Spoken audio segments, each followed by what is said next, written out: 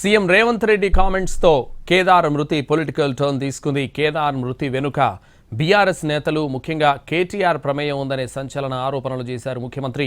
కేదార్ వ్యాపార లావాదేవీల వెనుక ఎవరున్నారో బయటపడాల్సిందేనని ఆయన అన్నారు.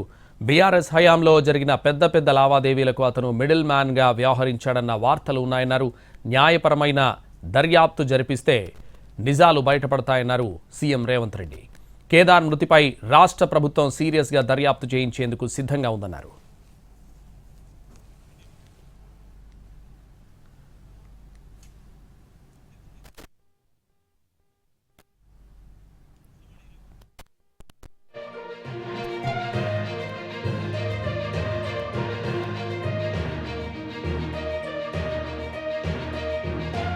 కేసు మిస్టరీగా మారడంతో సినీ వర్గాల్లో భయం నెలకొంది.